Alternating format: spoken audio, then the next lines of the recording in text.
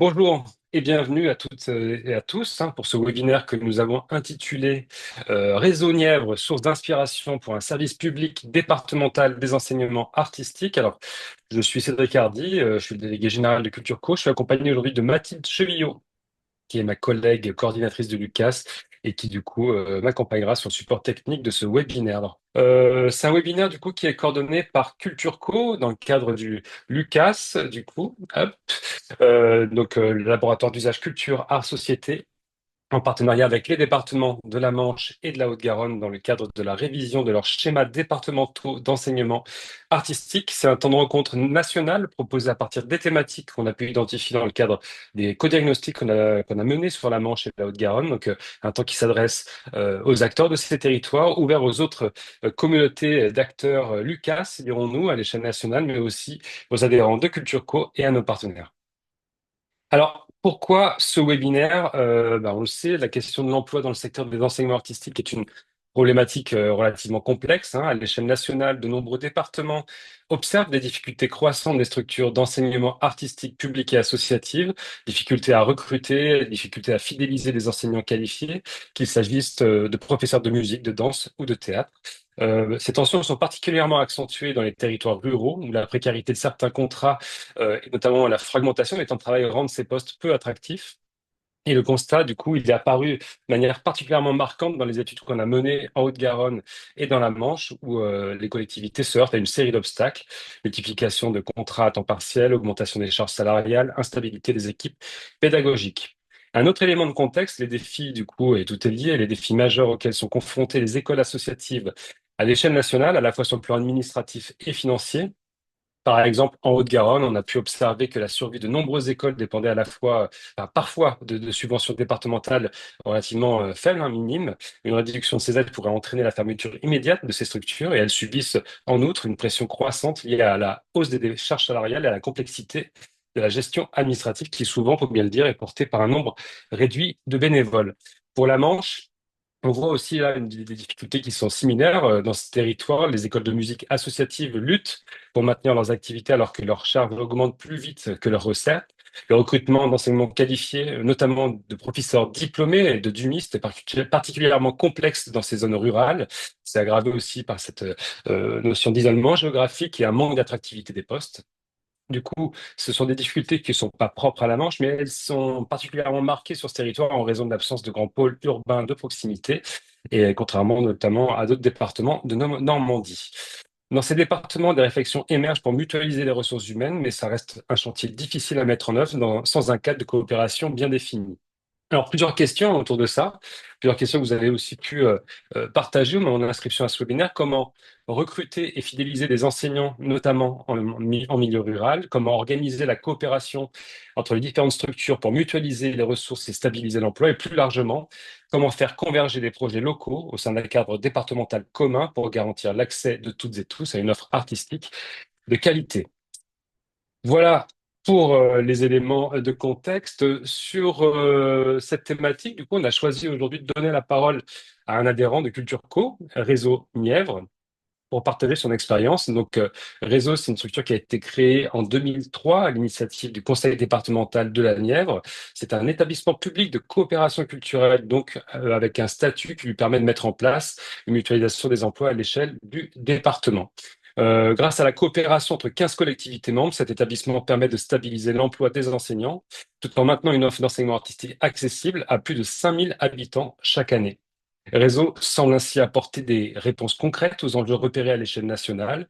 Notons que ce modèle de mutualisation n'est pas seulement une réponse à la problématique de l'emploi, ça reflète aussi une vision large de la coopération culturelle qui relie à la fois collectivités, associations et établissements d'enseignement artistique. Alors pour traiter ce sujet, on a le plaisir d'accueillir Vincent Morel, le directeur de Réseau Nièvre, et Olivier Ganzerli, qui est le directeur adjoint. Bienvenue et bonjour messieurs. Je vais vous donner la parole dans quelques instants. Dans un premier temps, on va se pencher sur la genèse du projet Réseau. Qu'est-ce que Réseau? Qu'est-ce qui a motivé la création d'un établissement tel que celui-ci? Comment ce projet s'est progressivement mis en place depuis ces quelques dernières années? Cette première séquence, elle va durer une vingtaine de minutes. Ensuite, on aura un temps d'échange d'une quinzaine de minutes environ. N'hésitez pas à poster vos questions dans le chat tout au long de l'intervention de Vincent et Olivier. On prendra du coup ces questions au moment de l'échange.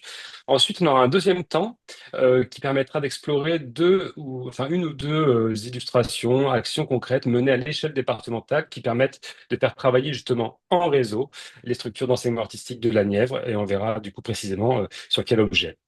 Cette intervention aussi sera suivie d'un temps d'échange d'une quinzaine de minutes. Et enfin, on clôturera le webinaire par la prise de parole des représentants des départements de la Manche et de la Haute-Garonne. Alors pour la Manche, on a le plaisir d'accueillir aujourd'hui Stéphanie Huguet, responsable du pôle accompagnement des acteurs culturels et des pratiques artistiques, et Dylan Lebuan, référent culturel pour les enseignements artistiques et l'éducation artistique et culturelle. Donc bonjour et bienvenue Stéphanie et Dylan aussi. Et on aura aussi un représentant de la Haute-Garonne, Frédéric Cotreau, qui est le coordinateur du schéma et du coup qui travaille à la direction des arts vivants et visuels du CD 31. Voilà pour les éléments introductifs. Alors sans plus attendre, je vais maintenant céder la parole à nos intervenants, Vincent Morel et Olivier Ganzerni, pour qu'ils nous présentent plus en détail le modèle de réseau dans la Nièvre. Messieurs, c'est à vous. Alors bonjour à tous.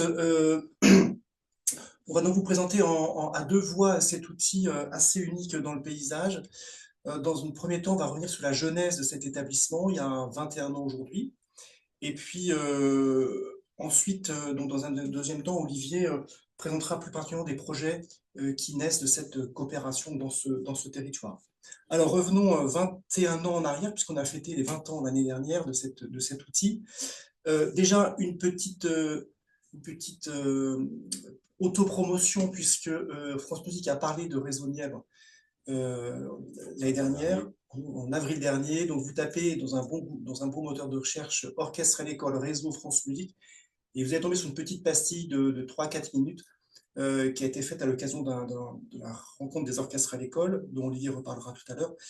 Et en même temps, ça a été l'occasion de présenter cet outil sur les ondes de France Musique. Et on était très fiers de cette petite pastille. Voilà pour commencer. Alors, il y a 21 ans, la création de réseau part de deux constats qu'on peut encore constater dans d'autres territoires.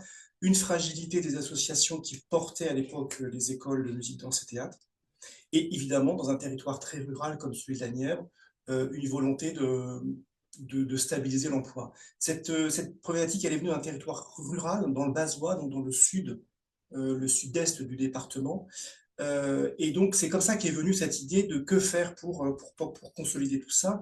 Et dès le départ, il y a une conviction qui a été partagée, qui a été très forte, de se dire l'enseignement artistique, c'est un service public. Et comme c'est un service public, il faut créer un établissement public. Et on est en 2003, la loi sur la création des établissements publics de coopération culturelle est toute récente, et donc on va être à ce titre un des tout premiers en France à être créé, à tel point qu'au début, le premier nom de l'établissement, ça s'appelait Établissement public de coopération culturelle de la Nièvre. C'était le nom voilà, c'était le nom juridique, la structure juridique est devenue le nom de l'établissement, et puis c'est devenu Réseau, puis Réseau Nièvre. Euh, donc, au départ, donc il y a 7 élus donc, dans un des territoires qui a, avec le département, qui a été impliqué directement dans cette création, qui a embarqué un certain nombre de collectivités dans cette aventure. Et je voudrais m'arrêter tout de suite sur les statuts et sur l'objet de sur les missions. Hein. Dans un établissement public, ça a vocation à être l'objet de cet établissement public, parce que je crois que dans cet article 3, il y a toute l'identité particulière de cet établissement. Donc, dans le cadre de la charte de coopération, on y reviendra tout de suite, c'est un document qui a été créé en 2020, donc, et on verra pourquoi on a eu besoin de cette charte de coopération. Donc, dans le cadre de la charte de coopération de Réseau Nièvre, du schéma de l'enseignement artistique du conseil départemental de la Nièvre, dont le dernier date de 2003, c'est 6, pardon, 6, et de la charte de l'enseignement artistique spécialisé énoncée par l'État, 2001, Réseau Nièvre a donc pour mission de permettre la réalisation des projets musicaux, chorégraphiques et théâtraux, élaborés au plan local par les communes, les EPCI et les associations en s'appuyant sur du personnel qualifié. Ces projets devront contribuer au développement qualitatif et quantitatif des pratiques musicales, chorégraphiques et théâtrales au moyen de l'enseignement et de l'accompagnement des pratiques amateurs. Je reviens sur 3 éléments. La charte de coopération, on y revient tout de suite parce que j'ai un point un peu plus précis. La charte de l'enseignement artistique spécialisé, tout ce qui se passe dans le réseau s'inscrit dans un cadre qui est énoncé par les directives du ministère de la Culture. Donc ça, c'est important de préciser. Olivier, tu peux peut-être préciser ce point qui est important. En fait, c'était important parce qu'il en découle la manière dont les établissements qui structurent le réseau, dans leur fonctionnement au quotidien, vont exprimer leur projet d'établissement. Et c'est, on va dire, la référence à des cadres nationaux qui permettent que ces projets d'établissement s'articulent entre eux sur au moins une base commune qui concerne la structuration des parcours d'apprentissage et la relation avec les pratiques en amateur dans l'environnement de chacun des établissements, ainsi que les autres missions qui touchent plutôt à l'éducation artistique et culturelle. On en parlera aussi tout à l'heure, puisque ça fait partie d'un des 3 piliers de l'établissement raisonnière aujourd'hui. Je rappelle juste que la charte de 2001 mettait en avant 3 éléments fondamentaux de l'enseignement artistique. L'enseignement, évidemment, l'enseignement initial, l'EAC, et puis le développement des pratiques amateurs. Et puis le 3e point que je veux souligner, c'est un projet qui est élaboré au plan local par les communes, les EPCI et les associations. Réseau, c'est en cela, ce n'est pas une école qui aurait des succursales dans le territoire. Il y a vraiment autant de projets que d'écoles. Et chacun de nos directeurs rédige un projet d'établissement qui fait écho à la fois au projet exprimé des collectivités,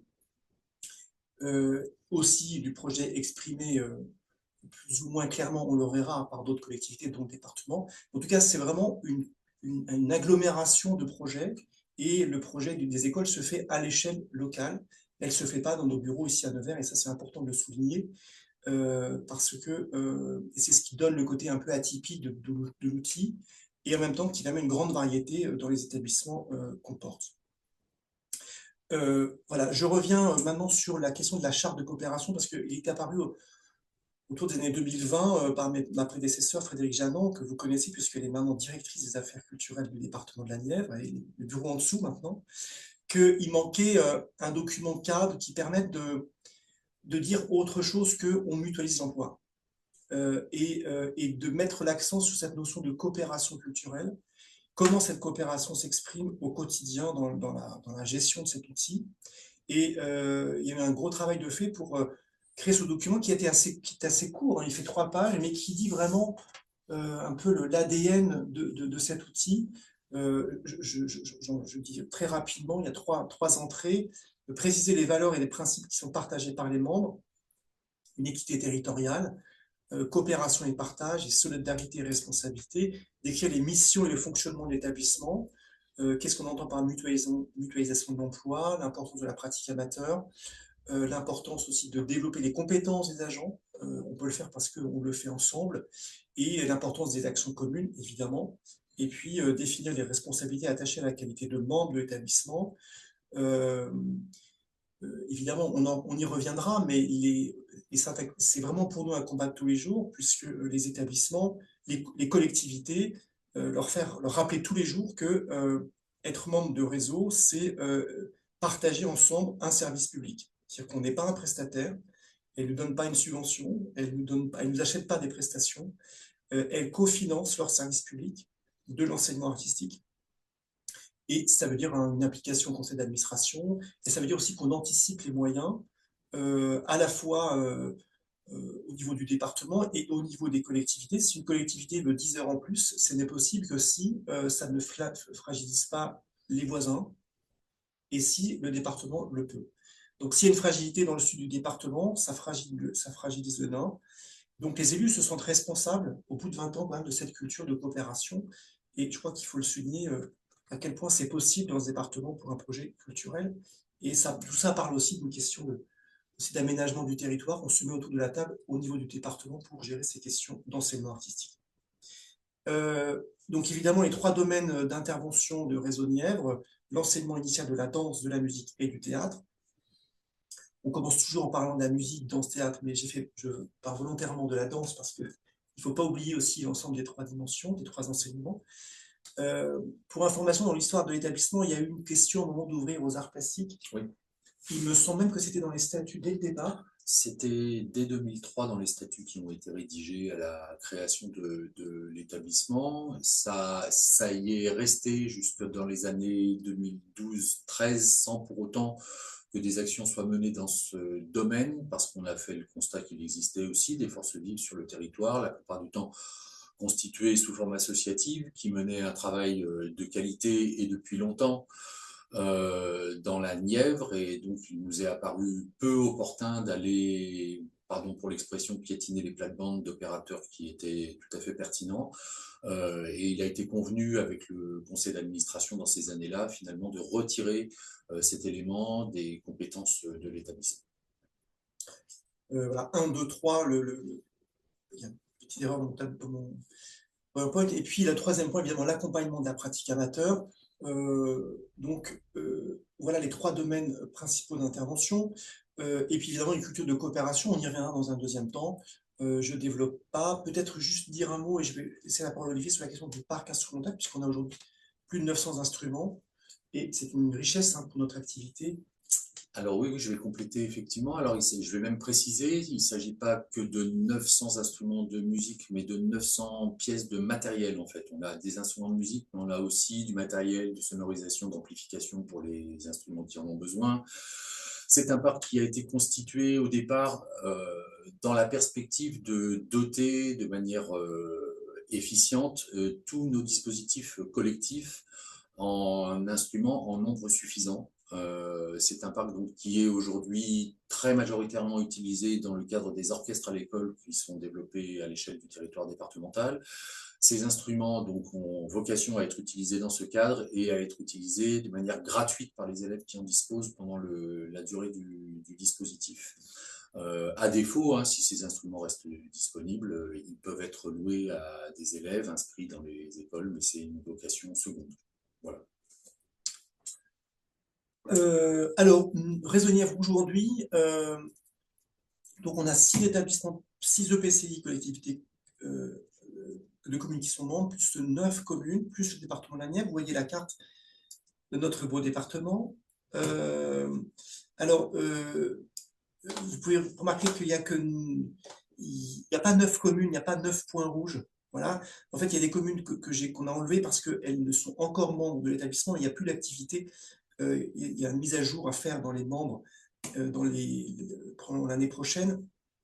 Donc, peut-être je peux préciser, si tu permets, Vincent, qu'on n'a pas perdu des membres, mais il se trouve que la manière dont s'exerce la compétence sur les territoires qui concerne ces communes dont on est en train de parler, en fait, les modalités ont un petit peu changé. Et du coup, ces communes sont toujours destinataires d'actions portées par Réseau Nièvre, mais elles le font sous couvert d'une autre collectivité ou un autre niveau d'organisation territoriale lorsqu'il est question, par exemple, de remonter de la compétence à l'échelon communautaire.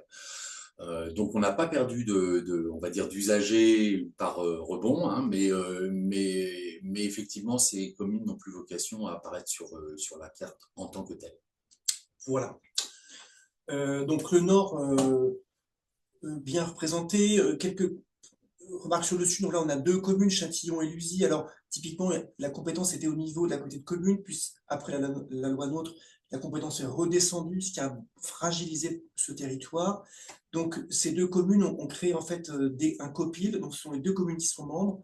Et puis, ils ont créé un copil avec une dizaine de communes autour. En fait, leur ancien... Là, il y avait 4 communautés de communes dans ce territoire. Je pense qu'il faut nommer les communes parce que la flèche n'apparaît pas. Vous voyez pas ma souris, pardon.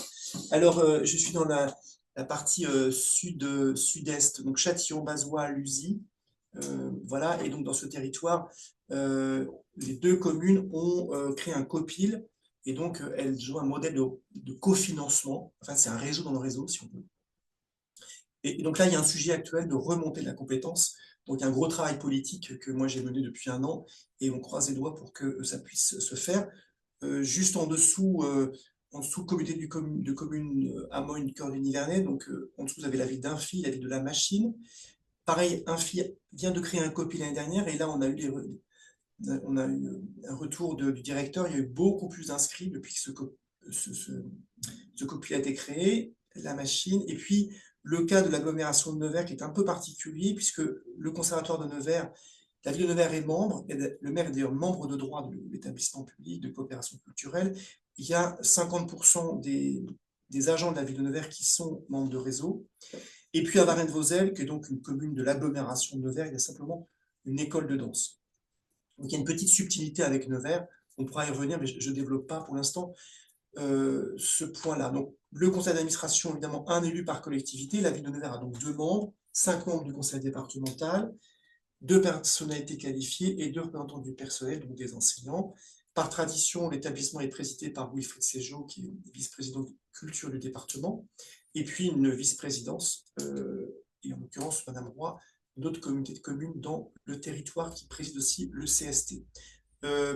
Peut-être une première remarque sur cette question, puisque on voudrait juste parler rapidement de la question des tarifs, parce que chaque territoire a sa propre tarification et En direction des usagers. en direction des usagers, évidemment.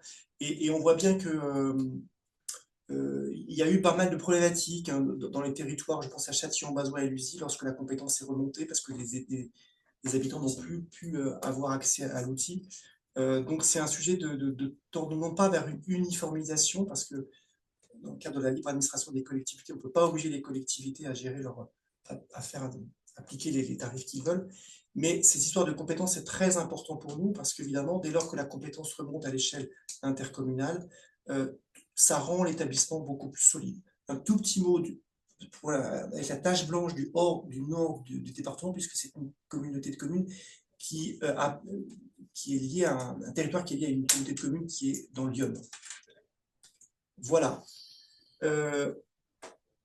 Le département, évidemment, accompagne considérablement cet outil, puisqu'aujourd'hui, il faut quand même le souligner, 50% du budget culture du département est dédié à l'enseignement artistique.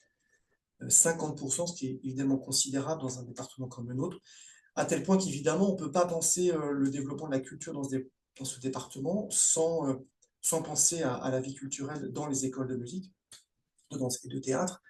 Et donc, avec ma collègue directrice de la culture du département, nous voyons tous les mois, évidemment, parce qu'on est intimement lié à la politique culturelle du département. Et ce qui est très important avec cet outil, c'est qu'on se rend bien compte que la culture, elle est évidemment pour tous partout, mais elle est surtout tout le temps, puisque dans un territoire comme le nôtre, l'enseignement artistique, c'est 36 semaines par an. Et je fais une petite parenthèse ici, parce que vous avez probablement tous répondu à l'appel, à la consultation sur la ruralité du ministère de la Culture. J'étais assez surpris de voir qu'il n'y avait pas une case pour dire qu'on était une école de musique dans un territoire rural. Et je pense que dans la Nièvre, on fait l'exemple, on montre que bien, la culture, c'est aussi l'enseignement artistique. Et si on enlève les écoles de musique et les bibliothèques de compétences des départements, et bien, dans beaucoup de territoires ruraux, en tout cas dans la Nièvre, il n'y aurait plus grand-chose tout au long de l'année, donc 36 semaines par an, en dehors des vacances scolaires et des grandes vacances, qui est le temps des festivals pour certains territoires. Donc une identité culturelle très singulière dans notre département depuis 21 ans. Et je dois aussi préciser qu'il y a quand même depuis 21 ans un véritable consensus politique autour de cet outil. Il n'y a pas eu d'alternance politique depuis 21 ans, mais néanmoins, l'ensemble des élus, et on a dans notre conseil d'administration des élus de tous bords, on doit reconnaître qu'il y a un véritable consensus politique pour cet outil. Et je pense que ça, c'est aussi important de le souligner, parce que ça consolide évidemment, comme vous pouvez vous imaginer, cet outil. Alors, parlons évidemment de budget. Le budget de réseau cette année, c'est 3,4 millions. Près de 3/4, et même un peu plus d'ailleurs, est consacré à l'enseignement, au salaire. 72% pour l'enseignement initial, 8% pour l'éducation artistique et culturelle, et puis 3% pour la pratique amateur. Le fonctionnement du siège, c'est-à-dire les 5 personnes du siège et de tout le fonctionnement interne, est entièrement pris en charge par le département. Et donc voilà un petit peu l'architecture de ce budget. Et donc on gère de l'emploi, donc c'est évidemment ça qui pèse évidemment dans notre outil. Par rapport aux recettes, eh bien, on voit tout de suite les deux masses qui s'opposent. Hein. D'une part, les établissements, les comités de communes et les communes pour 1,7 million, et puis le département, 1,4 million. Et puis le reste s'équilibre par une enveloppe de la DRAC et puis différentes recettes variées. Les prestations remboursées, en fait, on accompagne deux orchestres à Nevers on fait du portage salarial en fait pour des orchestres. Et donc, en fait, c'est ce qu'on appelle des prestations remboursées que vous voyez là. Voilà un petit peu comment ce budget est construit aujourd'hui. Un mot sur l'emploi. Les choses, j'ai pas rajouté la colonne de 2024, mais les choses n'ont pas beaucoup bougé puisque on a donc aujourd'hui 88 agents. Et on a 61 équivalents temps plein. Ça n'a pratiquement pas bougé, comme vous voyez depuis 2012. Mais ce qui a bougé, c'est la ligne rouge qui est en haut, c'est le nombre d'agents, puisque tout l'enjeu, c'est de mutualiser l'emploi. Et donc, ma prédécesseur, Frédéric Janon, a fait un gros travail pour justement, elle est arrivée en 2015, Frédéric, je crois, et on voit bien son arrivée en 2015. Il y a eu un gros travail de fait pour mutualiser l'emploi, c'est-à-dire que non pas obligé, mais être beaucoup plus attentif à ces questions de mutualisation de l'emploi, ce qui était le projet d'origine de réseau. Je peux peut-être compléter en disant que c'était la démarche, c'était d'essayer de rationaliser et de compléter autant que faire se pouvait le temps de service des personnes, c'est-à-dire de réduire le nombre de temps partiel. Alors, il en subsiste toujours dans notre environnement, évidemment. Néanmoins, on a tendu, et ça, la courbe rouge le traduit très bien, à compléter tant que faire se pouvait les emplois de nos agents, de telle sorte qu'on est passé de 111 agents qui se partageaient la même quantité de travail collective, 62 équivalents temps plein à l'époque, en 2012, et on est aujourd'hui à 88 agents pour la même quantité de travail. Donc ça veut dire des emplois qui se sont renforcés. Alors on a évidemment, sur la période dont on parle, on a perdu quelques agents, on en a trouvé d'autres, puisqu'il y a toujours un peu de mobilité dans la profession, on en a parlé en introduction. Aujourd'hui, on est comme tout le monde un petit peu touché par les difficultés de recrutement. On est en train de souligner les qualités de l'établissement, mais il a aussi, comme toutes les autres structures employeurs, les mêmes difficultés. On connaît depuis 3-4 ans, nous aussi, des difficultés à attirer des professionnels vers notre territoire pour occuper les emplois, quand bien même serait-il à temps plein. Voilà. Commentaire au passage. Voilà, je ne vais pas trop commenter ces courbes, donc 44% de fonctionnaires, juste signaler évidemment, il y a un regroupement des courbes entre guillemets des CDI et des CDD, ça c'est lié aussi à l'impact de la loi Sauvadet, aussi à un certain nombre d'agents qui ont passé pas mal de concours autour de 17, 18, 19, il y a beaucoup de choses qui se sont passées à ce moment-là, et donc voilà un petit peu cette équipe de l'emploi qui tend à se stabiliser, en tout cas pour les années qui viennent, avec une augmentation, on l'anticipe, des CDI, puisque évidemment, les CDD, au bout de 6 ans, ils sont CDIsés. Et donc, on a cette courbe, et d'ailleurs, on commence à l'apercevoir un peu, la courbe jaune, des CDI qui commencent à prendre le dessus sur les CDD. Quelques mots maintenant sur l'organisation. Je l'ai déjà un petit peu égrené, mais donc le siège, qui est donc pris en charge 100% par le département, c'est la seule contribution obligatoire dans les statuts. Donc, on est 5 personnes au siège ici, un directeur, qui, en tant qu'EPCC, est ordonnateur des dépenses et des recettes. Olivier Gandoli, qui est donc directeur adjoint, qui s'occupe plus précisément de la pédagogie et de la formation. Une responsable administrative pour la question du personnel et qui m'accompagne dans la gestion budgétaire. Elle est assistée, elle, d'une personne pour la gestion plutôt du personnel, de la paye essentiellement, pas que, mais essentiellement. Et puis une secrétaire qui gère entre autres le parc instrumental et évidemment l'ensemble du secrétariat de l'établissement. On a un comité de direction, le CODIR, qui se réunit une fois par mois, qui est présidé par nous deux, les Olivier, avec les 10 directeurs et directrices de l'établissement. Et on tourne chaque premier mardi de chaque mois dans une des écoles. Et on a créé depuis l'année dernière des mini-CODIR, parce qu'on a besoin de se voir un peu plus régulièrement pour des points très précis en visio. Évidemment, on utilise beaucoup la visio aussi dans notre département, puisque notre école la plus loin, on est à plus d'1 heure d'écart de route, ça c'est important de le souligner. Un petit mot qui est quand même très important sur le rôle des collectivités, ça fait quoi ce que j'ai dit au tout début sur la place des collectivités, c'est donc les collectivités qui gèrent les bâtiments, c'est eux qui ont gardé la relation avec les usagers, donc c'est des collectivités qui définissent les frais d'inscription et c'est aux collectivités d'affecter un secrétariat à l'école. qui va d'un demi-temps à un jour par semaine à rien du tout pour certaines écoles. Voilà. Et puis, on a mis en place, et ça c'est nouveau cette année, on a généralisé les conseils d'établissement, on s'est appuyé sur le SNOP, entre autres.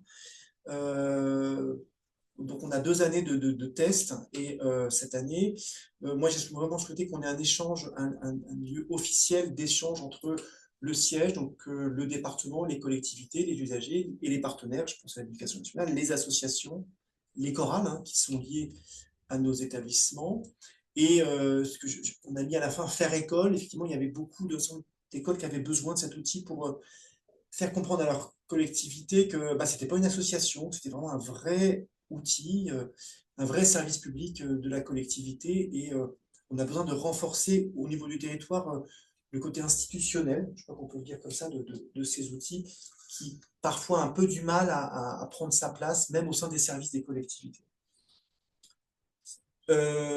Alors voilà, Réseau Nièvre aujourd'hui, on a donc, ça c'était les chiffres 23-24, plus de 2200 inscrits dans nos écoles, avec une part qui a tendance à augmenter pour les parts des adultes. Ça c'est une tendance qu'on constate depuis quelques temps. 2500 élèves sont concernés par les interventions au milieu scolaire, dont évidemment les orchestres à l'école. La pratique associative amateur, donc essentiellement chorale et orchestre d'harmonie, 610 personnes concernées. Donc voilà, plus de 5400 personnes qui sont touchées par ce service public. Et donc l'année dernière, on a fait un calcul qu'on n'avait jamais réalisé sur le nombre d'événements dans l'année portés par l'ensemble des écoles. Donc c'est 260 événements sur 36 semaines de cours, c'est-à-dire que c'est plus d'un événement par jour. Et puis on a fait un calcul, c'est 25 000 auditeurs. Alors auditeurs, c'est pas vraiment peut-être le mot très juste, mais 25 000 habitants de la Nièvre, parce que c'est vraiment 100% des gens qui sont des habitants, pratiquement des événements tous gratuits qui participent aux événements, aux propositions culturelles, à l'animation du territoire. 25 000 personnes, le département de la Nièvre, c'est 201 000 habitants. 200 000, c'est considérable comme impact. Et ça, ce sont des nouveaux éléments qu'on peut aussi montrer à nos élus et qu'on n'avait pas forcément avant et qui nous servent de parler aussi différemment de cet outil aujourd'hui, puisque même au bout de 20 ans, eh bien, il faut tous les jours rappeler qui on est et l'importance de notre outil.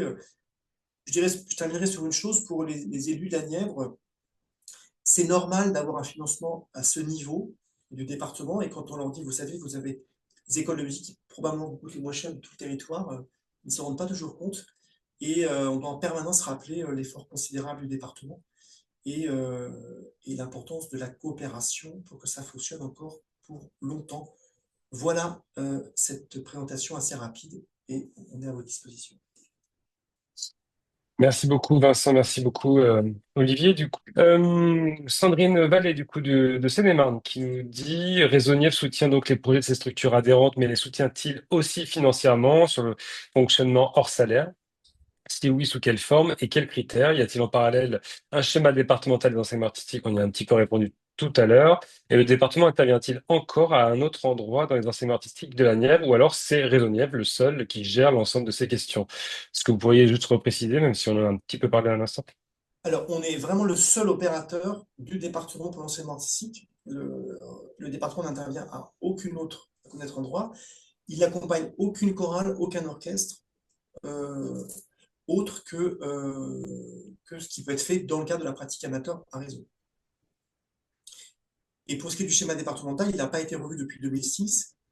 Alors, c'est un peu délicat parce qu'en fait, le schéma départemental, c'est réseau maintenant. Alors, plus ou moins, mais néanmoins, il y a aujourd'hui, au niveau du département, une volonté de peut-être de repréciser ses attentes politiques dans le cadre du financement de cet outil. Peut-être pour continuer de répondre à la question brièvement, je ne sais pas si je l'ai bien comprise, mais pour ce qui concerne les pratiques amateurs associatives, comme les projets qui peuvent être portés par les établissements de notre réseau départemental, il n'y a pas non plus d'autres formes de soutien de la part du département. Je vais quand même mettre un petit bémol là-dessus, c'est que certains ensembles de pratiques en amateur peuvent, en fonction enfin, je veux dire, lorsqu'ils portent des projets d'envergure, solliciter un accompagnement financier de la part du département, ça se fait en dehors de Réseau Nièvre. Du coup, c'est une relation vraiment bilatérale entre l'ensemble des pratiques en amateur et le département. On est informé la plupart du temps quand il y a ce genre de dispositions qui sont prises. Néanmoins, ça demeure ponctuel et assez exceptionnel, et encore une fois, dans le cadre de projets d'envergure. Sur le fonctionnement au quotidien, les projets de diffusion des ensembles de pratiques en amateur, de même que les projets de diffusion des établissements de notre réseau, si c'est de dont on parle, ils sont accompagnés par leur collectivité de rattachement, sur leurs projets de diffusion notamment, ou sur les activités complémentaires qui peuvent être proposées aux élèves en dehors du cadre mutualisé. Juste préciser, pour aller un tout petit peu plus dans ces questions de budget, que quand on attribue le nombre d'heures chaque année, il y a ce qu'on appelle les heures projets. Et dans ces heures projets, il y a une enveloppe de chaque collectivité qui permet de financer des projets justement, de diffusion, de regroupement, de projets. Voilà, c'est une enveloppe qui est utilisée par les directeurs pour faire des projets en dehors de l'enseignement. Donc, il y a sur certains projets un cofinancement du département. Et donc, c'est ce qui permet de financer, entre autres, les projets départementaux. Merci pour ces éléments de réponse. Du coup, j'ai une question qui vient du Doubs, Benjamin Dumez. Benjamin, je vais te laisser la parole si tu veux bien, Ok. pour que tu puisses nous expliquer un petit peu ce que tu m'as envoyé en direct. Vas-y. Oui, bonjour à toutes et tous. Merci pour ce moment. Merci pour cette intervention ultra éclairante pour nous notamment qui sommes en pleine révision du schéma. Oui, j'en avais deux. Vous parliez d'événements, animation du territoire, donc portés notamment par les écoles en local, peut-être près de 260 par an. En gros, quelle en est un peu la répartition dans le temps et sur le territoire départemental? En gros, est-ce que ça se fait assez naturellement, une espèce de péréquation à l'année où il se passe des choses un peu tout le temps? Est-ce que c'est très festivalisé, si je puis dire, ou en tout cas, est-ce que c'est très restreint dans le temps? C'est toujours les mêmes moments de fin d'année de présentation, d'audition ou autre? Ou est-ce que vous avez une stratégie dans ce sens-là en disant, tiens, nos heures projets, on va plutôt les indiquer sur des choses qui vont se faire et qui vont irriguer tout au long de l'année? Est-ce que c'est inclus? Est-ce que c'est une stratégie et quid? Alors, c'est compliqué de mettre en place des projets. Il y a quand même très peu de projets au premier trimestre. Ça, je pense qu'on peut le dire. On peut le dire, même si, merci pour cette question, Ouais. parce que c'est un vrai sujet. Enfin, en tout cas, on le porte depuis de nombreuses années, mais c'est difficile de faire bouger les lignes. On aimerait bien que les projets que nous contribuons à porter jalonnent toute l'année scolaire de septembre à juillet. Malheureusement, on est encore dans un fonctionnement, comme vous dites, un peu festivalier, c'est-à-dire qu'il y a des points chauds dans l'année. La veille de Noël, c'est un point un petit peu chaud, puisque voilà, il y a les traditionnels marchés de Noël où les écoles sont souvent, auxquels pardon, les écoles sont souvent associées. Il y a d'autres moments de l'année, je pense notamment à la traditionnelle fête de la musique, où là aussi il y a un pic d'activité pour nos écoles. Et puis pour le reste, ce qui vient quand même un peu agencer le programme de diffusion de nos écoles, ce sont les auditions d'élèves qui peuvent être de différentes natures. Alors, on parle d'audition, mais j'inclus le théâtre et la danse, hein, bien sûr, même si, voilà, on va dire les spectacles d'élèves. Ces spectacles d'élèves, ils sont un peu plus répartis dans l'année, comme le disait Vincent à l'instant, moins sur le premier trimestre que sur les autres trimestres, mais ça habille quand même, on va dire, de manière un peu plus régulière la diffusion de l'année. Mais c'est un vrai sujet pour nous, on aimerait bien que ça se passe différemment. J'en parlerai tout à l'heure puisqu'on va parler des projets qui rassemblent nos établissements en toute partie. On fait fonctionner dans notre réseau ce qu'on appelle une commission projet. C'est une commission au cours de laquelle tous les directeurs d'établissement et nous-mêmes sommes réunis pour regarder les propositions de nos équipes. Je tiens à souligner que tous les projets qui sont mis en œuvre à l'échelle du département sont des initiatives d'enseignants ou d'équipes d'enseignants. Il y a très très très peu, ça arrive, mais c'est vraiment très rare, de projets impulsés directement par le siège. On n'a pas cette stratégie, en fait, on préfère vraiment partir de la volonté de terrain. Et donc, on met en œuvre ces commissions projets pour examiner les projets qui nous sont proposés, regarder de quelle manière ils s'agencent aussi en termes de calendrier, mais aussi de fonctionnement en termes de faisabilité financière et puis d'intérêt artistique et pédagogique. On n'est pas souvent censeur hein, sur les propositions qui nous sont faites, mais ça peut arriver qu'on trouve qu'un projet est insuffisamment ambitieux pour se situer dans ce cadre, mais on n'est pas non plus d'une exigence extrême. En tout cas, on est vigilant à certains points. Donc, pour finir de répondre à votre question, on aimerait bien que les choses se déroulent de manière plus uniforme tout au long de l'année, mais il y a des contraintes qui sont liées au fonctionnement des établissements qui font que c'est pas toujours possible. Mais on œuvre pour y arriver. Y a-t-il d'autres exemples similaires à réseau sur le territoire national? À notre connaissance, chez Culture Co, je dirais non. Voilà, pour nous, réseau est un cas d'école Une exemplaire licorne. parce qu'il est unique en France. Donc voilà, puis en même temps qu'il y a une histoire, l'histoire d'un territoire qui est celui de la Ouais. bière. Hein. Donc voilà, mais c'est justement parce qu'il nous inspire qu'on essaie de le partager. Que Camille Simon, est-ce que tu m'entends, Camille? Oui, bonjour. Bonjour, est-ce que tu peux nous parler de ta question? Poster dans le chat? Oui, je me questionnais sur la taille critique d'un tel établissement de coopération, sur le nombre d'établissements partenaires, de collectivités partenaires et de salariés. Parce que voilà, nous en Isère, on a 76 établissements. Donc, je pense que c'est pas tout à fait la même échelle. Non. Non, c'est pas tout à fait la même échelle. Nous, on pourrait, si on voulait que l'établissement, couvrir tout le territoire, il y a encore 2, 3 écoles qu'on pourrait faire entrer.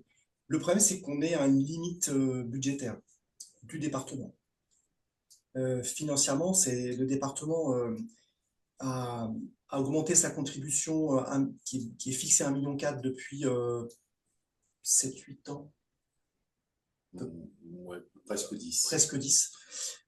Et donc, on est une limite, c'est-à-dire que là, notre manière de financer l'augmentation de la masse salariale chaque année repose uniquement sur les collectivités et pas sur le département. Ça peut être important de préciser une chose importante, c'est que comment on finance auprès des collectivités. Donc, on définit chaque année un volume d'heures en catégorie A, catégorie B. Et depuis 20 ans, il y a un taux horaire. On a notre propre point d'indice du financement de l'enseignement artistique. Donc, on a un taux horaire d'une catégorie A, d'une catégorie B. Et ce montant, il est réévalué chaque année. Et c'est comme ça qu'on boucle le budget, en fait. Donc, ça définit le montant de participation qui est demandé aux collectivités membres hors département. Le département n'est pas indexé sur ce mode de calcul. Lui, c'est plutôt une clé de répartition en termes d'équilibre. On va dire que théoriquement, on est sur quelque chose qui fait financer chaque heure d'enseignement à 43% par le département, 57% par la collectivité destinataire. Ça, c'est la théorie, parce que comme vient de l'expliquer Vincent, du fait du moratoire qui a été mis il y a à peu près 10 ans par le département quant à son niveau de financement, qui n'évolue plus, sauf de manière marginale ou ponctuelle s'il y a des besoins spécifiques, mais on est toujours aux alentours d'1,4 million. Donc forcément, les différentes augmentations liées aux évolutions statutaires, aux revalorisations,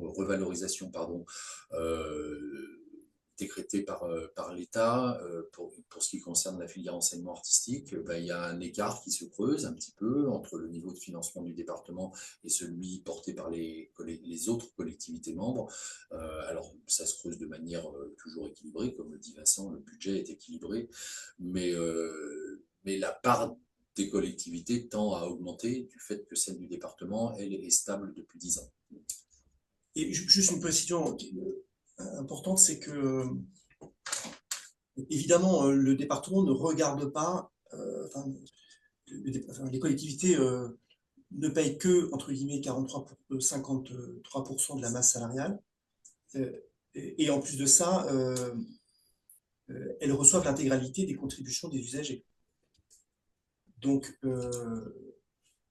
au final, les collectivités, en moyenne, ne payent que autour de 30% en fait, de la réalité du coût réel de l'enseignement, du coût réel de l'emploi. Ça ne répond pas forcément peut-être à votre question concernant la masse critique. Nous, on utilise ce terme plutôt pour ce qui concerne la pérennisation, la possibilité de pérenniser une classe dans un lieu donné, c'est-à-dire qu'on l'a constaté, c'est tout à fait empirique, qu'en dessous de 5 heures hebdomadaires, on n'arrive pas à maintenir une activité attractive dans une école, dans une discipline donnée. Donc, nous, elle se situe plutôt là. La masse critique, après, de votre point de vue, c'est plutôt par rapport à la faisabilité à l'échelle d'un département et au nombre d'équipements dont vous parlez. Et là, enfin, je parle sous le contrôle de Vincent, mais on n'a pas l'expérience pour évaluer ça. Le plus simple, c'est que Donatien, vous portiez votre question parce que ça va être plus clair, je pense, que si moi je le fais comme ça en direct. Donatien, est-ce que vous êtes avec nous? Oui, oui, oui, je suis bien là, merci, bonjour. En Bonjour. fait, c'est simple. Vous aviez dit tout à l'heure que certaines communes n'étaient donc en individuel euh, pour contribuer à Réseau Nièvre. Et donc, vous aviez indiqué qu'elles faisaient partie d'une communauté de communes précédemment, mais que du fait de la loi NOTRe, retour des compétences, donc elles se retrouvent toutes seules à gérer leur école de musique. Ce qui fait que j'imagine, elles ont une attribution de compensation pour ça. Mais du coup, l'attribution de compensation, elle ne bouge pas. Et du coup, est-ce qu'elles font des choix politiques pour continuer à suivre raisonnière, puisque vous disiez que les contributions des collectivités augmentaient toujours. Donc, ce qui fait que, bah, oui, elles sont obligées de creuser un peu plus dans leur budget. Alors, merci pour cette question. Effectivement, le cas dont il est question, au départ, il y avait 4 communautés de communes qui se sont regroupées en une. Et dans ces 4 communautés de communes, il y en a 2 qui avaient seulement la compétence. Évidemment, ça a posé problème. Enfin, évidemment, dans le cas présent, ça a posé problème. Donc, certaines communes ne reversent pas leur attribution de compensation. Personne ne peut leur obliger. Et ça, c'est un vrai problème. Donc, le delta, évidemment, vous avez raison, entre les AC qui ont été fixés lors de retour de la compétence en 19 et aujourd'hui, il y a un delta qui se crée. Ce delta est pris en charge par la commune membre officiellement, mais il y a 2 manières de combler ce delta. Une commune a fait le choix de dire on répartit ce delta au prorata du nombre d'habitants des communes membres du COPIL.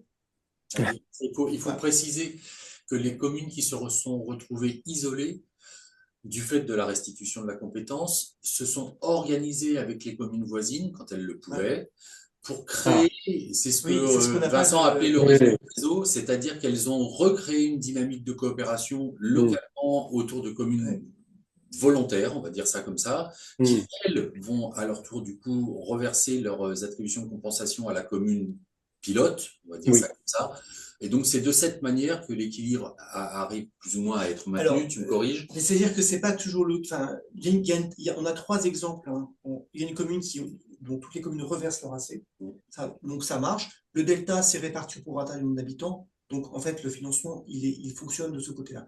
Là, on a une fragilité l'année dernière, c'est que, d'une part, toutes les communes ne reversent pas leur AC, et d'autre part, le delta est pris en charge entièrement par une petite commune il n'y a pas 1000 habitants à Châtillon-Bazois, et donc c'est la commune qui porte le plus. Donc là, il y a un vrai problème d'équité. Et puis dans le COPIL qui a été créé l'année dernière, je n'arrive pas à savoir si les attributions de compensation sont reversées. Il y a une espèce de secret de polichinelle d'illusie, je ne sais pas pourquoi, d'un film. Mais effectivement, ça crée beaucoup de fragilité. Donc là, finalement, j'ai appris qu'il y a des nouvelles communes qui ont reversé finalement leur AC. C'est très compliqué ces questions parce que sur un territoire commune, si un habitant habite à tel endroit, la commune doit verser ses AC, puis le maire nous dit bah oui, moi j'ai pas d'usagers qui participent à l'outil. On est dans un rapport très j'ai 3 habitants, je paye combien? Oui, tout à fait. Ok. Ben, ça fait écho à ma situation sur mon territoire. Merci. Voilà.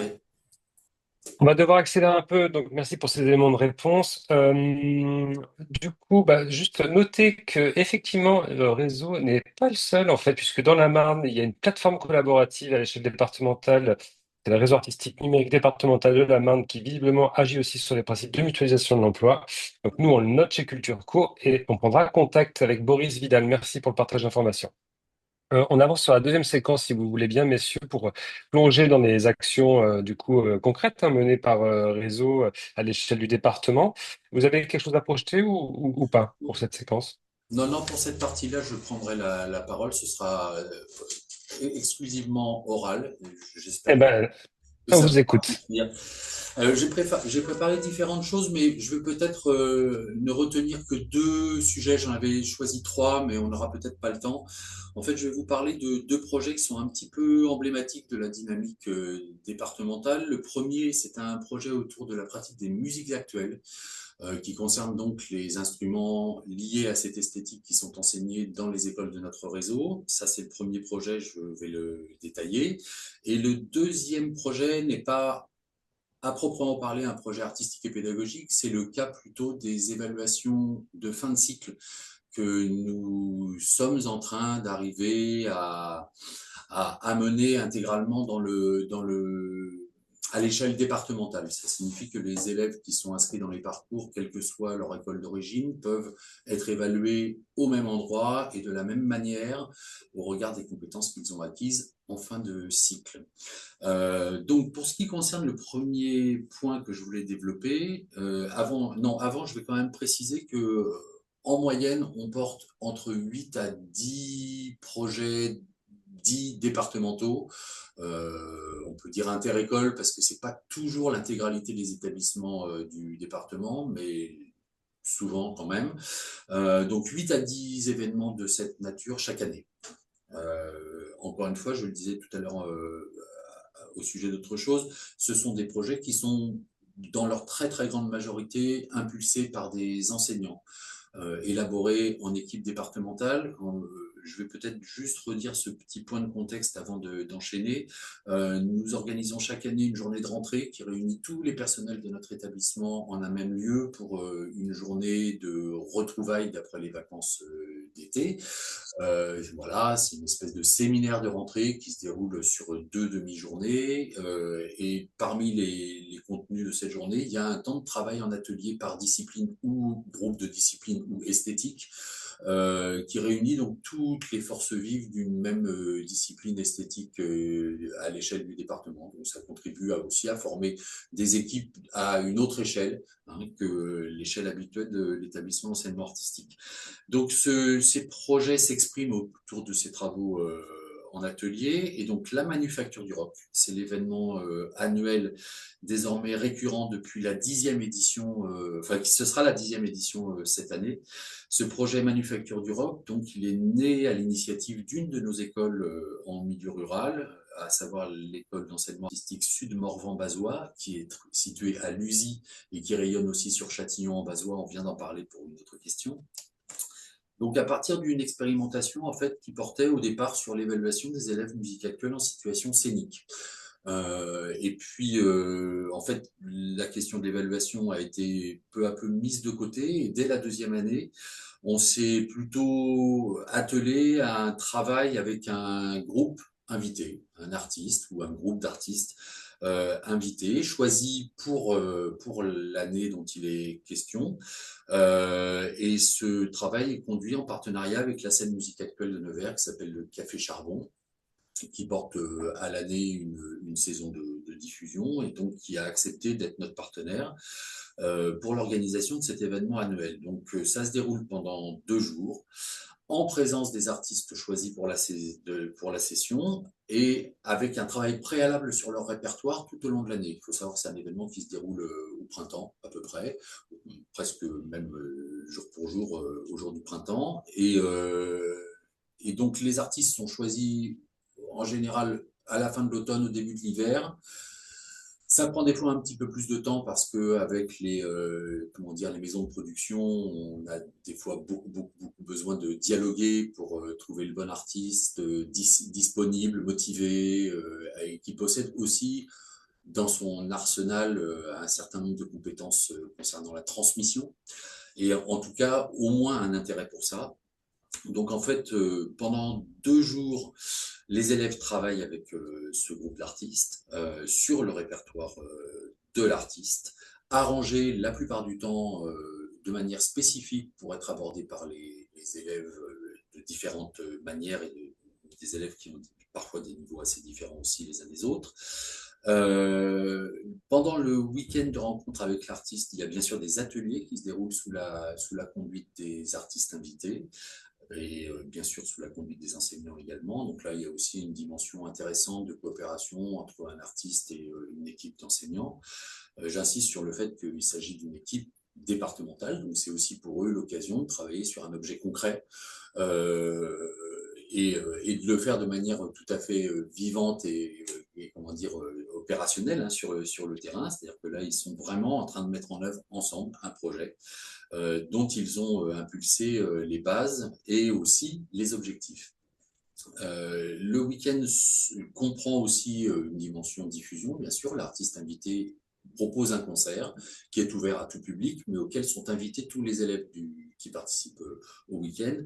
Et il y a des conditions d'accès un petit peu privilégiées pour les familles qui les accompagnent. Pendant le week-end, il y a aussi une masterclass qui est proposée aux élèves et qui là aussi est ouverte au public extérieur. Et le week-end se termine par une restitution publique des travaux effectués en atelier sous la conduite des artistes et des équipes et en présence de l'artiste. Il arrive même assez fréquemment que le ou les artistes jouent sur scène avec nos élèves à ce moment-là.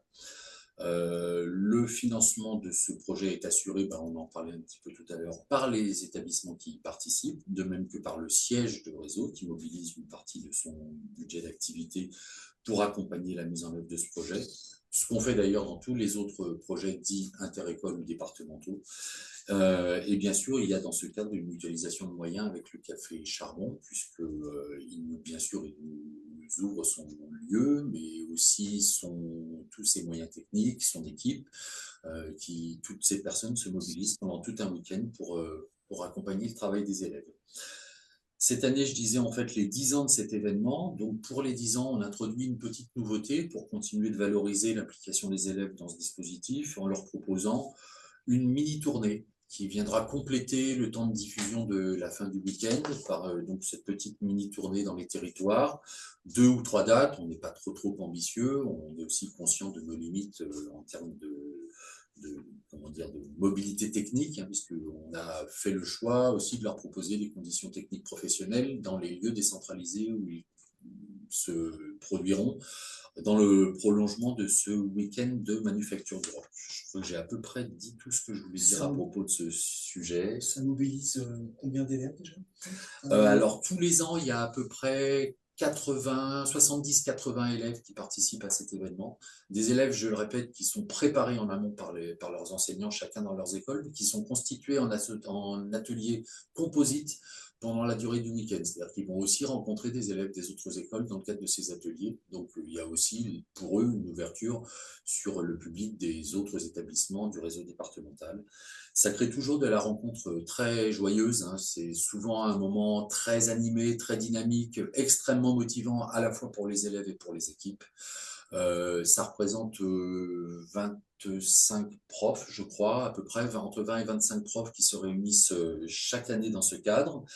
Encore une fois, l'événement est reconduit aussi parce que le souhait de reconduction est validé par les équipes. C'est-à-dire que de toute façon, en matière de dynamique départementale, concernant les projets artistiques et pédagogiques, il n'y a pas d'imposition de la part du siège ni des directions des établissements. C'est vraiment les équipes qui se mettent en mouvement et on accompagne ce mouvement de manière à ce qu'ils y trouvent leur intérêt, bien sûr, mais aussi qu'ils puissent identifier ce qui va intéresser leurs élèves dans la démarche.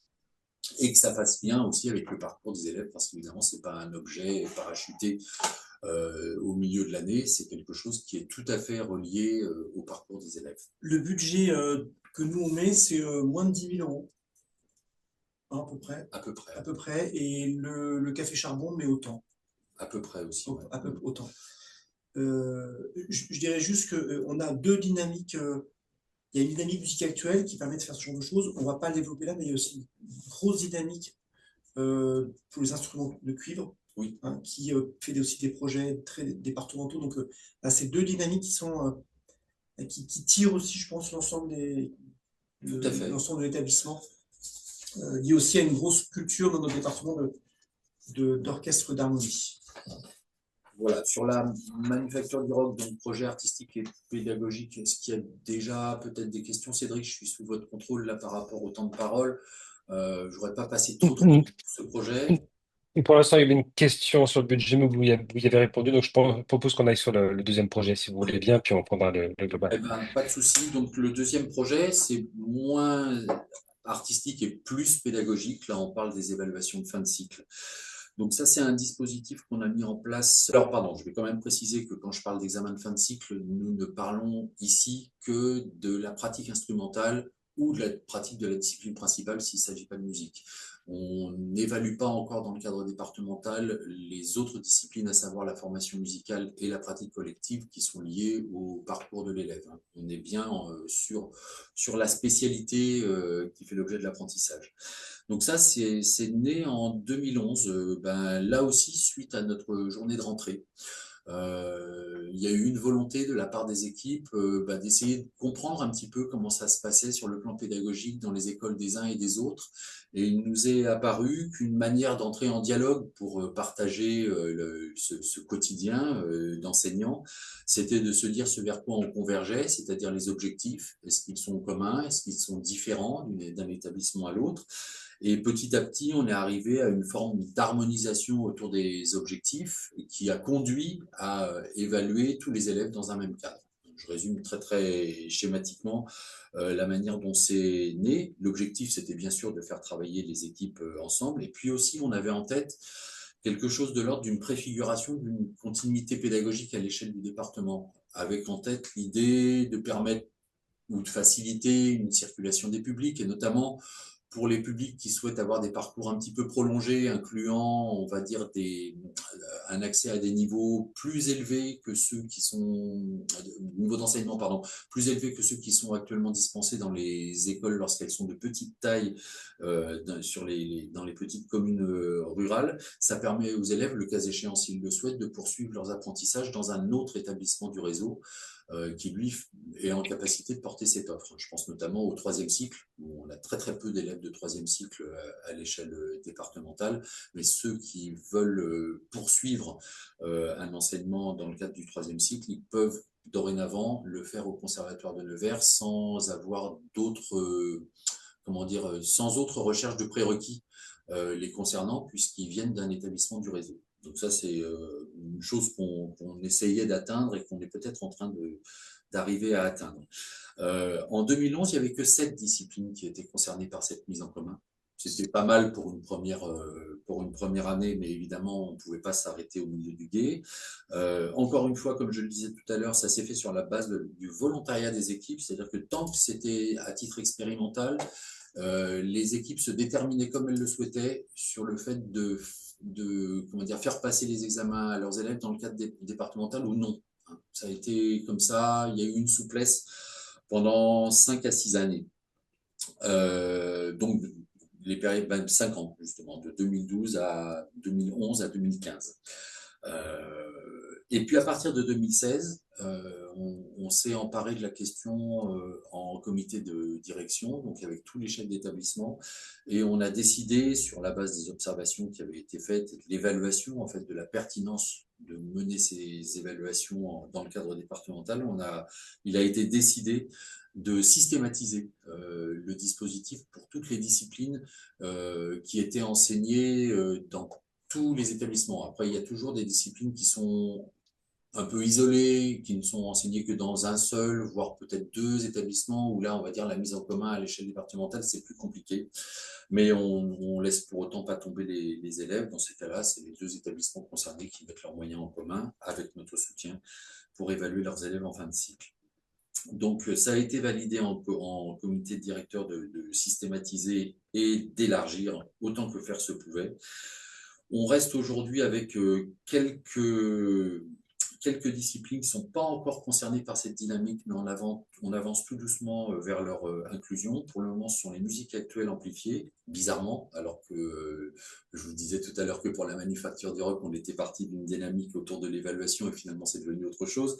Et aujourd'hui, c'est cette discipline qui reste un petit peu sur le côté, mais on leur réserve des choses pour cette année, j'en parlerai après. Le théâtre est également en dehors de cette dynamique, du fait que c'est une discipline qui n'est pas enseignée dans tous nos établissements et les équipes actuellement sont encore en train de chercher les points de convergence entre les parcours proposés, sachant qu'on n'est pas tout à fait dans ce que demande le schéma national, y compris le dernier, concernant l'enseignement du théâtre, on est vraiment sur une forme un peu minimale de parcours. Voilà, les examens, donc depuis 2016, se déroulent majoritairement au Conservatoire de Nevers, qui est l'établissement classé de notre réseau, sauf pour ce qui concerne la danse, puisque c'est une discipline qui n'est pas enseignée au conservatoire. Mais si le conservatoire est l'organisateur, il n'empêche que les examens peuvent se dérouler ailleurs qu'à Nevers, dans les locaux du conservatoire de Nevers. Ça, c'est seulement si les conditions techniques sont favorables aux prestations des élèves ailleurs. Voilà, il suffit juste qu'il y ait l'instrumentarium, les bonnes conditions acoustiques et d'accueil d'un éventuel public, de manière pour qu'on puisse mettre en œuvre de manière décentralisée. Voilà, cette organisation, elle est coordonnée avec le concours du siège. Hein. On sert un petit peu de pôle de coordination pour cette mise en commun à l'échelle départementale. On ne laisse pas le conservatoire se débrouiller avec ça. On travaille main dans la main avec eux. Voilà, en 2023, c'est une petite nouveauté. Il y a eu une expérimentation pour ce qui concerne la formation musicale. On n'avait pas trop réussi à avancer là-dessus jusqu'ici. Et puis là, peut-être à la faveur aussi de changements de personnes au sein des équipes, il y a eu peut-être plus de désir de mettre des choses en commun, ou surtout plus de désir de dépasser ce qu'on percevait a priori comme des différences trop importantes d'un établissement à l'autre pour pouvoir mettre en commun. Donc là, c'est en train de se dépasser. Une première expérimentation a eu lieu au printemps dernier, et il a été décidé, là aussi, de pérenniser et d'élargir à tous les établissements le principe d'être évalué dans le cadre départemental en formation musicale. Voilà, donc on complète un peu notre arsenal, pardon. Et puis on met en place, je parlais des musiques actuelles amplifiées, on met en place cette année un chantier de réflexion qui associe les directeurs et l'équipe concernée à l'échelle départementale, une réflexion accompagnée par un intervenant extérieur. En fait, on s'est rendu compte qu'il y avait des conceptions qui étaient assez divergentes au sein des équipes, notamment quant aux modalités d'évaluation, puisque les uns penchent plutôt pour une évaluation en situation individuelle, d'autres plutôt en situation collective, et d'autres encore en situation de jeu en groupe, ce qui est encore assez différent, puisque ça va avoir une influence sur les répertoires qui sont restitués. Du coup, voilà, face à cette difficulté d'articuler et de rendre conciliables différents points de vue, on s'est dit qu'avec un intervenant extérieur, on aurait peut-être plus de chances d'arriver à nos fins, surtout en prenant un petit peu de recul sur les positions des uns et des autres. Donc on va se faire accompagner par un intervenant qu'on connaît depuis longtemps et qui est professeur coordinateur dans différents établissements classés, notamment de la Grande Couronne,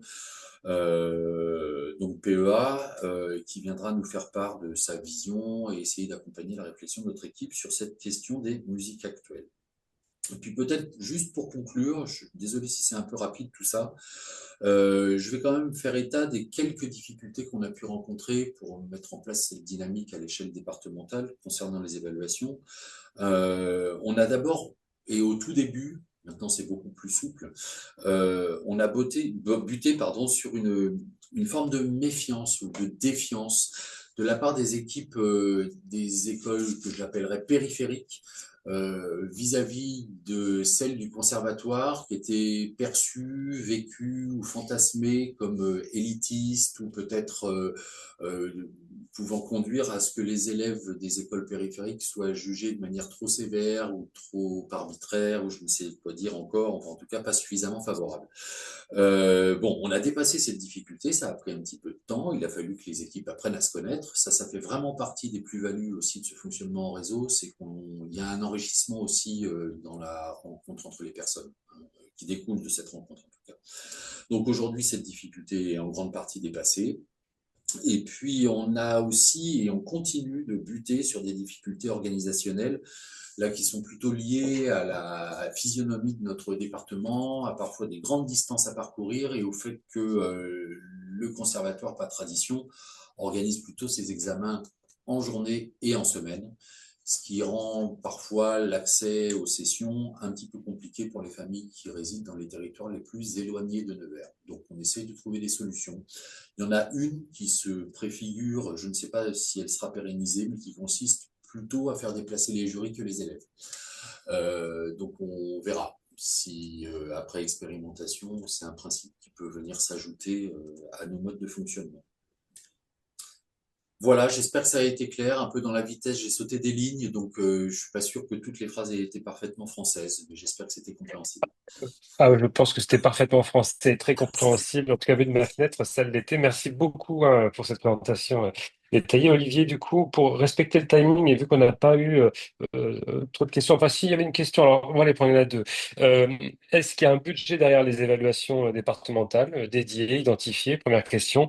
Et quels sont les critères d'évaluation calqués sur les... Alors, je dis en même temps sur le niveau du compte. Avez-vous un règlement d'examen? Comment recrutez-vous les examinateurs? Alors, il manque, il y a une faute de frappe. Donc, règlement des examens, est-ce que vous recrutez des examinateurs pour les évaluations? Est-ce qu'il y a des critères d'évaluation?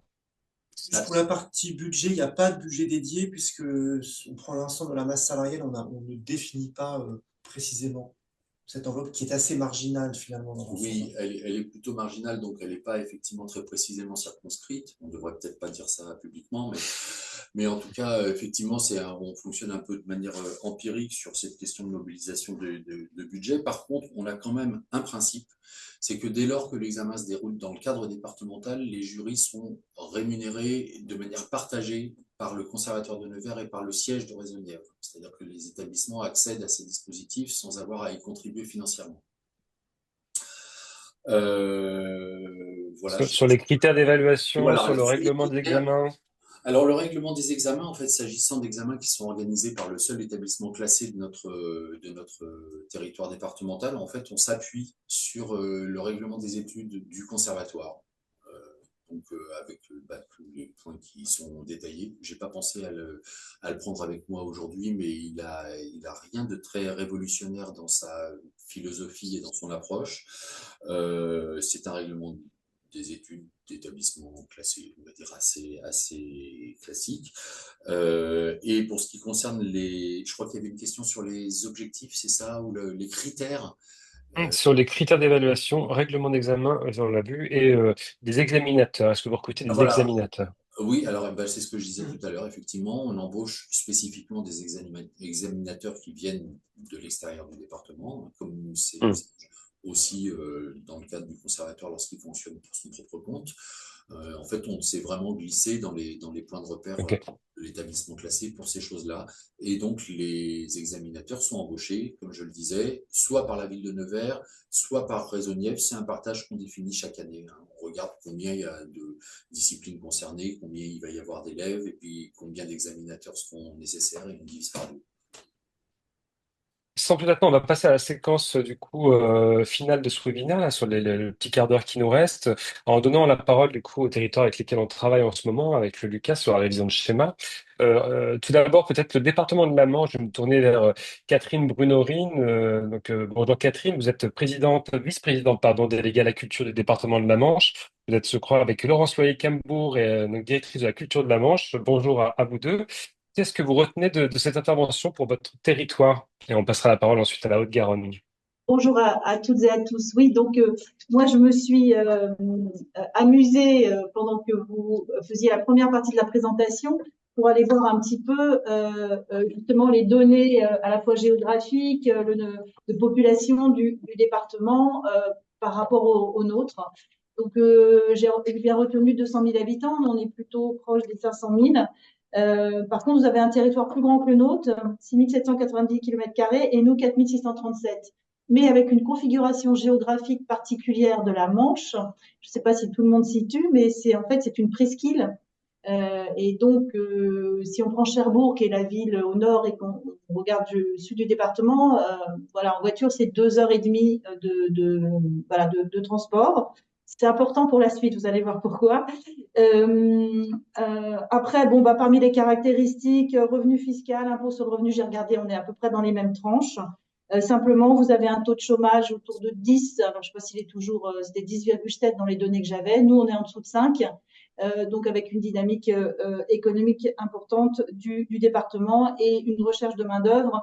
On a vraiment besoin d'attirer des gens, y compris des enseignants pour les écoles, pour les enseignements artistiques au sens large. Donc nous, on n'est pas du tout structuré comme vous l'imaginez. on est en soutien direct aux écoles de musique, y compris aux écoles associatives. Et on travaille vraiment dans le cadre de notre schéma des enseignements artistiques des pratiques en amateur, qui est revu régulièrement tous les 5 ans, à chaque fois avec une évaluation, à chaque fois avec une anticipation et une participation des acteurs du territoire au sens large, très large, puisqu'on a une démarche très volontariste dans les droits culturels, où on donne la parole à tout le monde pour construire avec et pas seulement pour les personnes. Voilà, et donc nous sommes perpétuellement en révision à mi-parcours du schéma, et on fait pareil pour la lecture publique. On commence déjà à réfléchir sur ce qui pourrait être amélioré pour le schéma suivant. Voilà, c'est extrêmement intéressant votre présentation. On est tous, je crois, confrontés à la difficulté de trouver des enseignants, de leur trouver un nombre d'heures suffisant pour que ce soit attractif. J'ai 2-3 petites questions. La première, c'est comment vous avez intégré justement donc le fait que les enseignants se déplacent d'une école à l'autre avec les distances. Comment ça se passe? Qu'est-ce qui est pour vous la distance maximale pour que ça fonctionne? Est-ce que vous avez des dégrèvements particuliers, des remboursements au kilomètre? Enfin voilà, c'est la question de la distance, parce que chez nous, elle va se poser de manière très prégnante. Enfin voilà, il va falloir vraiment faire, je pense, plutôt par secteur si on devait faire ce genre de construction. Et la deuxième question, vous avez évoqué le budget. Avec la participation des collectivités, la participation du conseil départemental et de la DRAC. Et la DRAC, donc en dehors du montant, parce que j'ai vu qu'il restait à peu près entre 200 et 300 000 à financer, donc la DRAC, elle intervient sur quelle politique, quel dispositif, comment vous êtes allé mobiliser la DRAC pour cette EPCC. Et puis, une dernière question, pardon, hein, parce que je réagis, mais pour moi, j'ai pas mal de questions. Le fait d'être en EPCC, donc j'entends bien que c'est important juridiquement de stabiliser et ne serait-ce que pour les enseignants, mais est-ce qu'au niveau de l'organisation, au quotidien, du suivi, c'est pas un peu lourd d'être en EPCC? Nous, on est membre de plusieurs EPCC sur notre territoire et on voit un peu des fois les difficultés au niveau du fonctionnement. Le budget étant voté tous les ans dans les collectivités, on voit que pour certaines collectivités, c'est pas évident de suivre les autres partenaires. Voilà, donc c'est la question un peu de cette forme juridique, je comprends nécessaire hein, pour bien cadrer et sécuriser, mais au fonctionnement au quotidien. On va répondre à 2 voix, Olivier, sur la partie distance, trajet, et puis je prendrai le relais sur les 2 dernières questions, DRAC et EPCC. Alors, vous avez raison de souligner que la question des distances à parcourir, même si elles sont moins importantes chez nous que chez vous, c'est quand même une question qu'on a réglée un peu au fil de l'eau, en fait, parce qu'au tout début de la mise en place du système de mutualisation, on a essayé, tant que faire se pouvait, de répondre aux besoins, quels que soient les endroits où ils s'exprimaient. Donc, il pouvait arriver que certains enseignants, dans leur emploi du temps hebdomadaire, aient de longues distances à parcourir, et ça n'a évidemment pas manqué de nous être signifié hein, au bout d'un certain temps. De toute façon, on l'avait un petit peu anticipé. Donc, ce qui s'est fait, c'est que dans le temps et au fur et à mesure que les effectifs se sont étoffés et qu'on a eu la possibilité de faire des recrutements supplémentaires, on a organisé progressivement les choses par secteur, en fait, en essayant de faire en sorte que la fiche de poste de chaque agent soit petit à petit ramenée à un secteur géographique qui réduit de manière suffisante les temps de déplacement, parce qu'il y a bien sûr la question du déplacement lui-même et de ce qu'il coûte, sachant qu'on est assujetti, comme toutes les collectivités, à ce que disent les décrets concernant les déplacements des fonctionnaires hein, dans le cadre de leur mission, donc qui sont défrayés selon les tarifs définis par le ministère de l'Intérieur. Ou peut-être c'est le ministère des Collectivités, enfin je ne sais plus quel ministère, mais en tout cas c'est défini au niveau de l'État. Donc ça, on se conforme bien sûr à cette obligation de défrayer nos agents pendant l'exercice de leur mission. Et petit à petit, je le répète, on essaye de sectorialiser un petit peu l'emploi de nos enseignants de manière à ce que au bout de 2 ou 3 ans, lorsque l'emploi est stabilisé, il finit par s'exprimer sur une seule partie du territoire et non plus sur l'ensemble du territoire départemental. Ça n'est pas viable. On a encore un petit écueil de ce côté pour ce qui concerne les musiciens intervenant en milieu scolaire, qui font déjà pas mal de déplacements par nature dans l'exercice de leurs fonctions, mais qui en plus peuvent être amenés selon les territoires, enfin selon plutôt l'évolution des projets et leur répartition sur le territoire, à continuer de faire de longues distances. Mais encore une fois, pour nous, c'est un vrai sujet. On essaie de régler ça. On va dire, ça reste empirique, mais on fait au mieux. Merci Vincent, je pense qu'on va devoir s'arrêter là pour cette réponse-là et pour que la parole soit équitable, je vais aussi donner la parole au département de la Haute-Garonne, donc représenté ici par Frédéric Cottereau. Frédéric, est-ce que tu nous entends? Oui, je vous entends. Vous me voyez même. Bonjour à tous, pour ceux que je n'ai pas encore salués. Bonjour. Merci à Cédric de me permettre de témoigner dans ce webinaire. Donc, le département de la Haute-Garonne, dont effectivement la capitale est Toulouse, est un territoire très, très, très contrasté, puisque on a quand même 500 communes qui vont de 10 habitants à 470 000, donc on fait quand même un peu le grand écart. Et comme vous, nous avons des soucis d'aménagement, surtout lorsque le département se pose comme un aménageur de territoire. Alors, j'ai bien entendu votre témoignage qui m'a beaucoup intéressé justement sur la partie effectivement de l'équité territoriale et de l'investissement aussi des territoires. Nous, en Haute-Garonne, on a entamé une phase de révision du schéma. On a un schéma assez ancien qui date de 2006 et qui n'avait pas été révisé, malgré l'apport de nouveaux dispositifs et l'intégration de l'agence départementale au service du département, du conseil départemental. Nous sommes en phase de révision et je me propose donc de vous livrer un peu les thématiques qui sont ressorties du diagnostic qui a été achevé au mois de juin et des quelques enjeux qui ont été soulevés. Alors, j'en parlais à l'instant, nous avons donc l'équité territoriale qui est vraiment ressortie de la part des acteurs, puisque là, sur un département avec une très grosse métropole et des territoires très très peu investis, nous avons un problème d'engagement des EPCI dans la compétence des enseignements artistiques. Nous n'avons que très peu d'EPCI qui ont la compétence. Sur les 17, il n'y en a que 3 qui ont la compétence de la gestion d'une école d'enseignement artistique et essentiellement une école de musique d'ailleurs. Enfin, donc, nous réfléchissons à essayer de trouver un certain équilibre, donc avec des conséquences en termes d'accessibilité géographique. Là, on l'a entendu, les déplacements, mais aussi économiques, puisque ces territoires qui ne sont pas investis par une politique publique sont investis par des structures privées qui sont financées essentiellement par leurs recettes propres. Voilà, nous avons donc cette difficulté aussi c'est une thématique autour des écoles d'enseignement associatives qu'il faut absolument arriver à aider puisqu'elles couvrent des missions qui sont absolument nécessaires, mais seulement elles sont peu ouvertes à de nouveaux publics et elles ne pratiquent pas de tarification qui les rende accessibles, une tarification solidaire. Donc nous devons réfléchir, c'est un enjeu important pour nous. Enfin, on cherche à écrire un schéma qui intègre nos nouvelles formes pédagogiques. Contrairement au premier schéma d'enseignement artistique, on était sur l'élaboration de cadres. Là, on va essayer de faire rentrer davantage de différences, y compris au niveau des pratiques, y compris au niveau de l'enseignement. Donc ça, c'est un enjeu important pour nous. Ça nous permettra aussi de proposer des pédagogies adaptées à des personnes en situation de handicap, évidemment, et de faire entrer plus d'apprentissage collectif, comme on l'a pu observer, par exemple, dans les musiques actuelles. Nous, on a des écoles de musique qui sont spécialisées dans les musiques actuelles et qui ont vraiment d'emblée fait ces propositions pédagogiques et qui marchent très bien, y compris dans des secteurs moins denses au niveau urbain.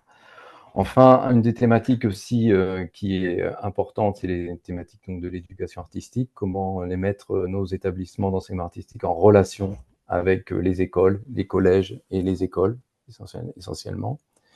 Une thématique aussi est sortie sur la coopération, qui est faible, une coopération tant entre les établissements, entre eux, qu'une coopération entre les disciplines. Voilà, on est encore sur beaucoup de musique, très peu sur la danse et très peu sur le théâtre, très peu sur le cycle. Pourtant, on a un département qui est très riche au niveau des offres de pratiques artistiques diverses. Et enfin, on a une thématique sur les pratiques amateurs et les pratiques professionnelles. J'en parlais donc, on a plusieurs singularités en Haute-Garonne, notamment sur les musiques traditionnelles, mais pas que.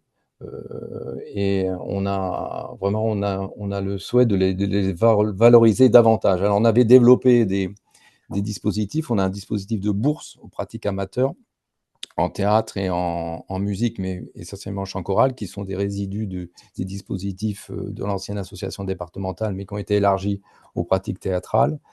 Voilà comment les intégrer, comment intégrer justement ces politiques dans notre futur schéma.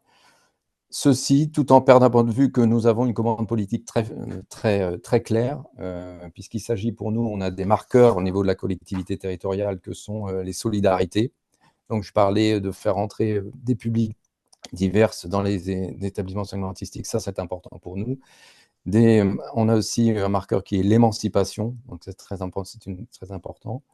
On a un marqueur qui est le territoire, j'en parlais. Et enfin, des solidarités. Donc, la capacité à accueillir tout le monde et qu'on ait des écoles plus prêtes des gens et qui intègrent évidemment plus de diversité. Voilà.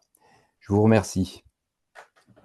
Merci pour cette réaction, Frédéric. Bon, bah, écoutez, je pense que on arrive au terme de ce webinaire. Il est 16h04. Oh, on n'a pas beaucoup dépassé cette fois-ci. Ça va, c'est pas trop mal. Un grand merci du coup à Vincent Morel du coup et Olivier Gonzalez pour votre présentation. Ça demande du travail tout ça et pour nous, c'est important de partager du coup ce bel exemple qui est réseau dans notre réseau. Voilà. Donc voilà. Et je vous rappelle qu'il y a un séminaire national Culture Co pour les adhérents qui se tient à Bègles, donc à côté de Bordeaux, du 20 au 22 novembre prochain. Ce sera probablement l'occasion de poursuivre les échanges en présentiel, comme on dit maintenant. Voilà. Un petit élément d'information, là, du coup, je vais essayer de partager mon écran. Si vous voulez poursuivre la conversation, je vous rappelle qu'on a un forum qui existe pour ça chez Culture Co. Donc, n'hésitez pas à aller sur communauté.culture-co.fr pour poursuivre les échanges sur ces logiques d'emploi et plus globalement d'enseignement artistique. Il y a un groupe de travail aussi qui existe au sein du réseau Culture Co. Et si vous voulez rentrer dans ce petit groupe de travail qui fonctionne bien et qui travaille bien, vous pouvez nous mettre un mail à bonjour@culture-co.fr.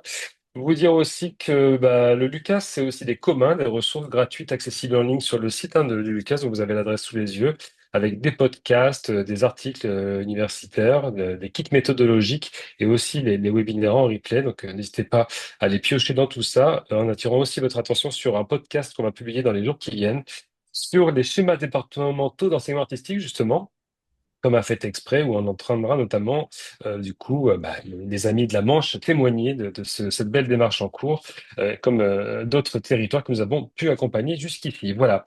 Je vous souhaite une belle fin de journée, une belle fin d'après-midi, et on vous dit à très bientôt pour un prochain webinaire du Lucas. Merci à vous.